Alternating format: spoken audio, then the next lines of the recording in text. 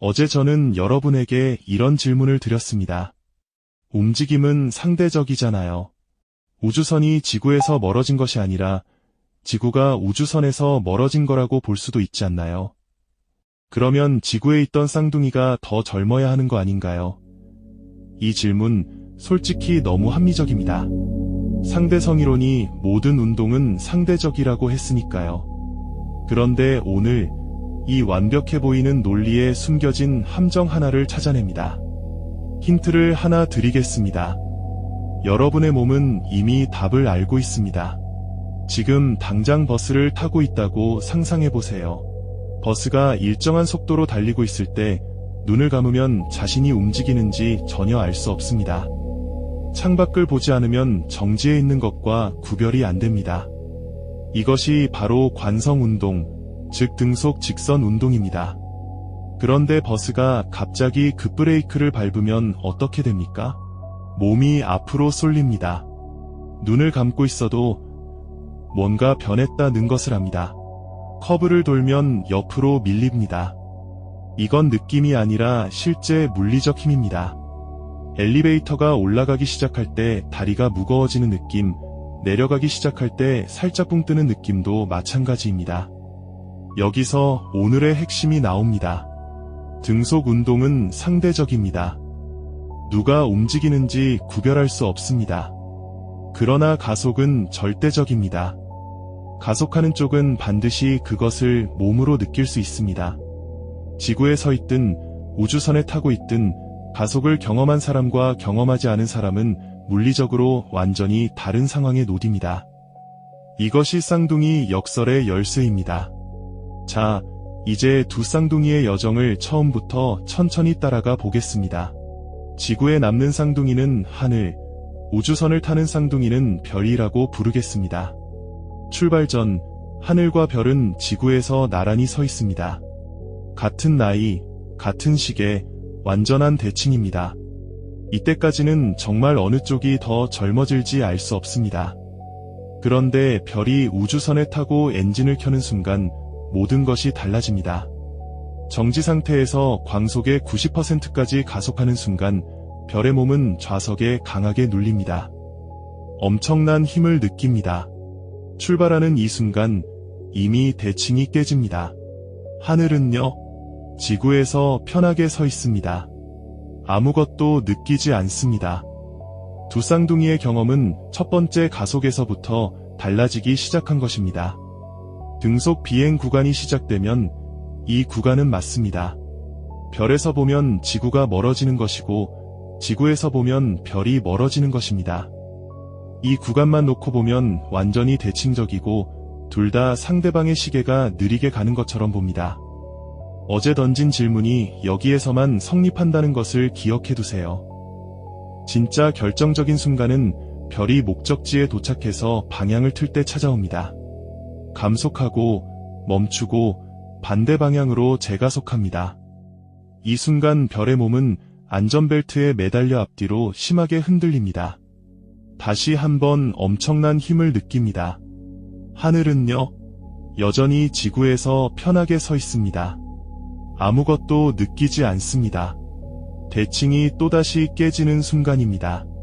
마지막으로 별이 지구에 도착해서 감속해 멈추는 순간에도 별만 힘을 느낍니다. 출발할 때, 방향을 바꿀 때, 도착할 때 가속이 일어나는 구간은 전부 별 쪽에만 있었습니다. 하늘은 단 한 번도 가속을 경험하지 않았습니다.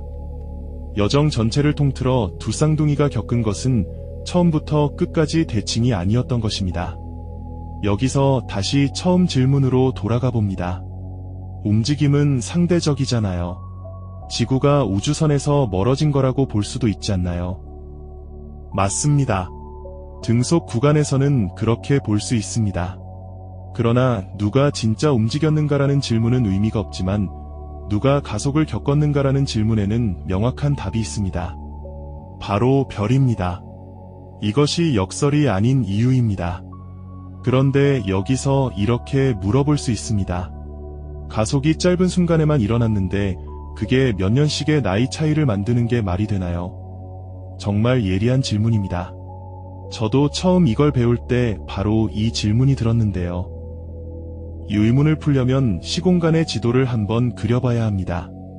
사실 이걸 보고 나면 아주 명확해집니다. 종이 위에 세로축은 시간, 가로축은 공간으로 된 지도를 그려보겠습니다. 이걸 시공간 다이어그램이라고 합니다. 하늘의 경로를 먼저 그립니다. 지구에 가만히 있으니까 세로로 쭉 직선입니다. 공간은 변하지 않고 시간만 흘러갑니다. 그야말로 일직선입니다. 이 직선이 하늘의 세계선입니다. 별의 경로는 어떻게 될까요? 출발해서 멀리 갔다가 방향을 꺾어서 돌아옵니다. 시공간 지도에서 보면 V자 모양의 꺾인 선이 됩니다. 이 꺾인 선이 별의 세계선입니다. 자, 이제 두 경로를 비교해 봅니다. 하늘은 직선, 별은 꺾인 선입니다. 여기서 시공간의 놀라운 규칙이 등장합니다. 우리가 아는 일반 지도에서는 꺾인 경로가 더 깁니다. 서울에서 부산까지 직선으로 가는 것보다 대전을 거쳐 꺾어서 가면 더 많은 킬로미터를 달립니다. 상식적인 이야기입니다. 그런데 시공간에서는 규칙이 정반대입니다. 시공간에서는 직선 경로를 간 쪽이 가장 많은 시간을 경험합니다. 꺾인 경로를 간 쪽은 더 적은 시간을 경험합니다. 이것이 바로 시공간의 기하학이 우리가 아는 일반 공간의 기하학과 다른 핵심입니다.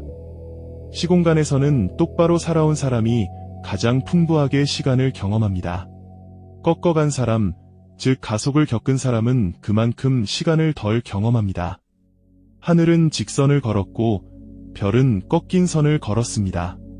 시간의 차이는 신비로운 마법이 아니라 시공간 기하학이 만든 명확한 결과였던 것입니다. 이 개념을 하나의 비유로 완성해 보겠습니다. 서울에서 부산까지 간 두 사람이 있습니다. 한 명은 고속도로 직선으로, 다른 한 명은 대전에서 대구를 거쳐 꺾어서 갔습니다. 도착 후 주행거리계를 보면 꺾어간 사람의 수치가 더 높습니다. 차이가 생긴 이유는 누가 더 진짜로 움직였나의 문제가 아니라 두 사람이 다른 경로를 걸었기 때문입니다. 시공간도 마찬가지입니다. 하늘과 별은 같은 출발점에서 같은 도착점으로 왔지만 완전히 다른 경로를 걸었습니다.